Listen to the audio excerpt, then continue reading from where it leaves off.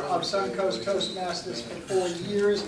This will be her 7th speech. It's speech number 5 from the Competent Communicator Manual, Vocal Variety. The title of her speech is, "What is Your Passion?" Please give Cheryl a warm Suncoast welcome.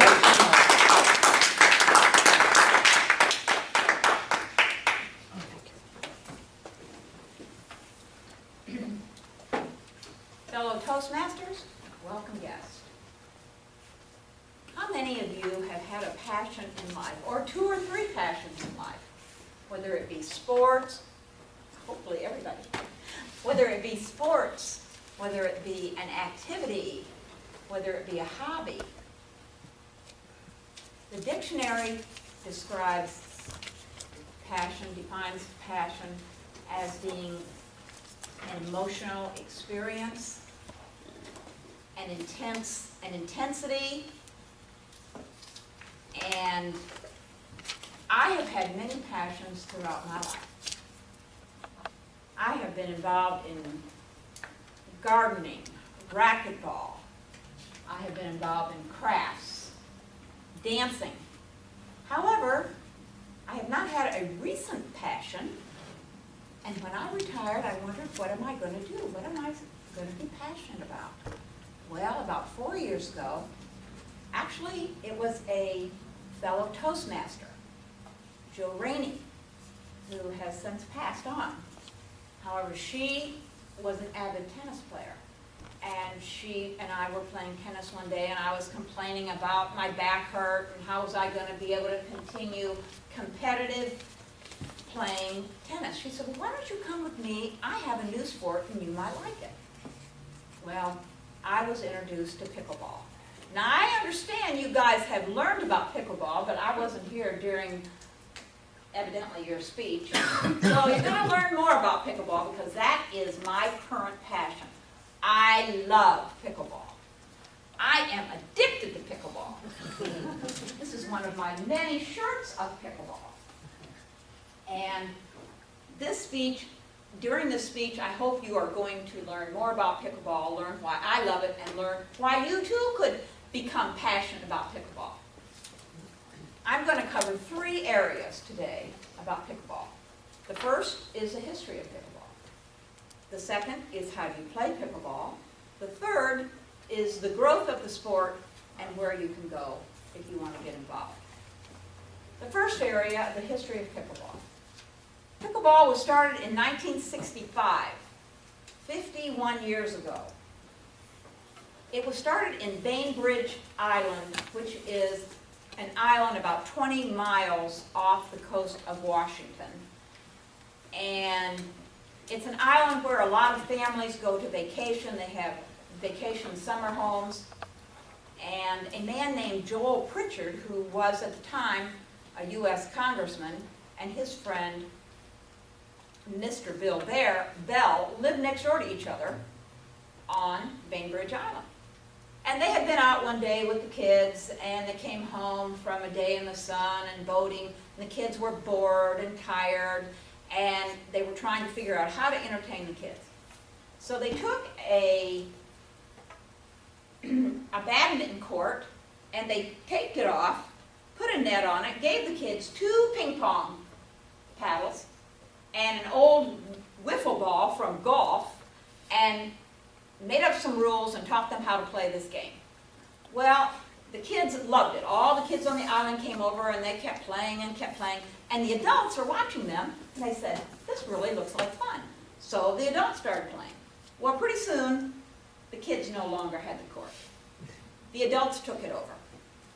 And they played what they called paddleball at that time. Well, they decided the ping pong paddles were too small, so they cut out some bigger wooden paddles, which are really the same size as the paddles are still today.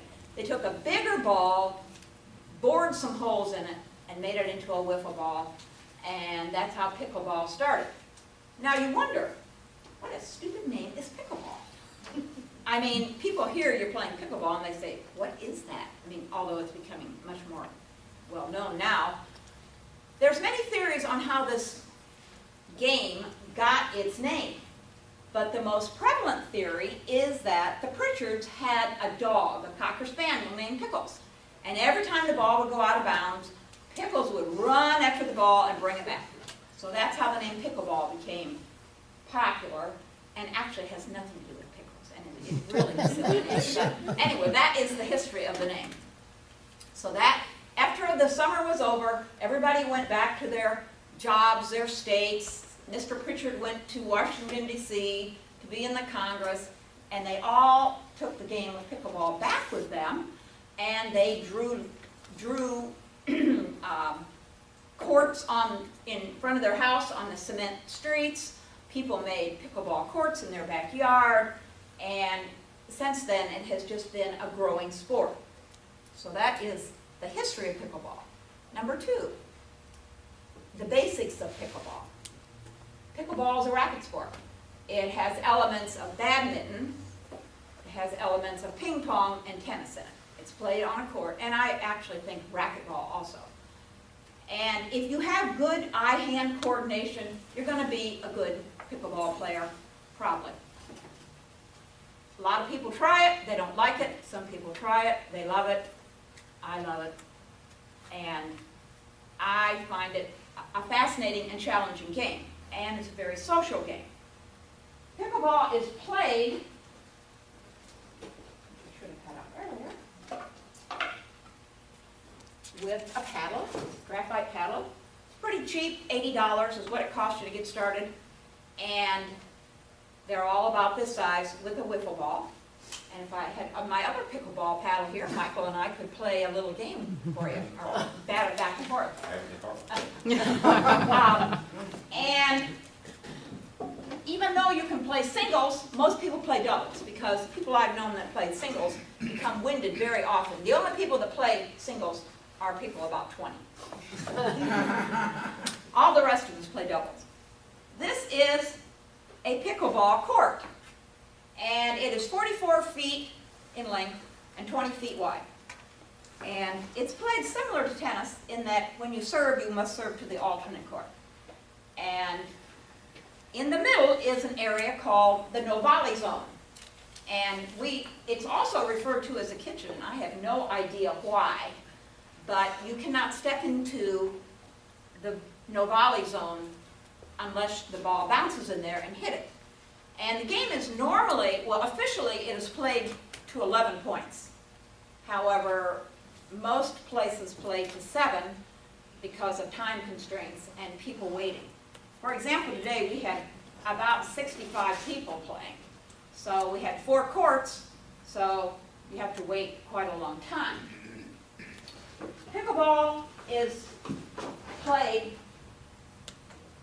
you probably went over this, an underhand serve, and you can't take your paddle beyond your waist. And it is played, you have to win by 2 points. And it is played all ages. We have people playing pickleball that are 85 years old, and they're pretty good. Several people. And the one lady that plays pickleball, she was a previous Florida state tennis champion.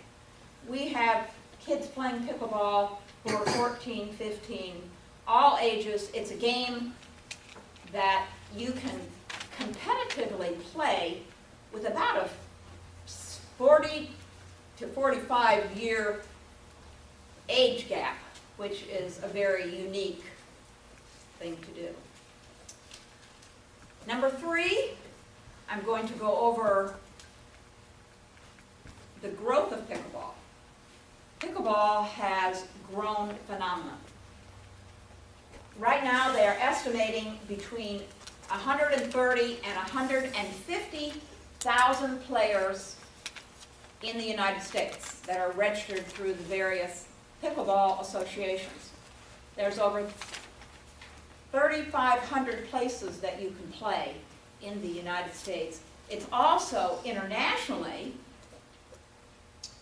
very popular. It's extremely popular in Canada. A lot of the people that come down here to give workshops and instruction are from Canada. I suppose it's so popular up there because it's so cold. They must play pickleball all winter long. And they're very good up there. Also, it's international in Europe, and it's a big game also in India. There's a lot of pickleball organizations on the, that you can join, U.S. Pickleball Association, Pickleball Central, different things like this. They just had, this year in Naples, was the U.S. Pickleball Association National Championships. I just came back from a pickleball cruise to Mexico, where we played pickleball. You could play pickleball all day long on the ship. That was very interesting, trying to play pickleball, you know. It was quite challenging. And they have a number of other cruises that go out. If you go on the web, you can see all the different cruises you can take out of different states and ports. They also have a lot of videos you can watch on the web, how to play pickleball, different tips, things like that. You can go on and watch people that are playing very well and order paddles, balls, etc., things like that. If you want to play pickleball in the Tampa Bay area, I can think of about 15 places right off the bat where you can play. In Tampa, you can play at Northdale, which is right next door, Northdale Rec Center.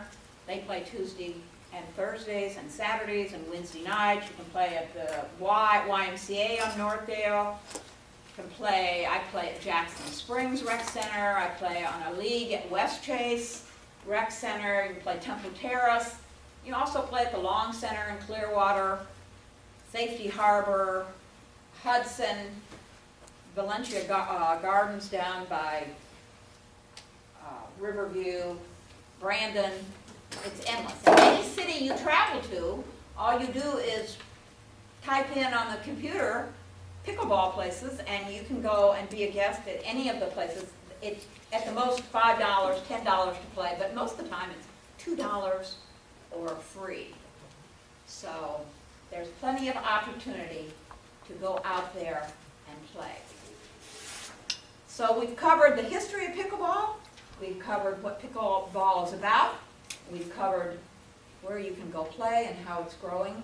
I hope that somehow I have inspired you to go find a new passion, whether it's pickleball or whatever it may be. Thank you.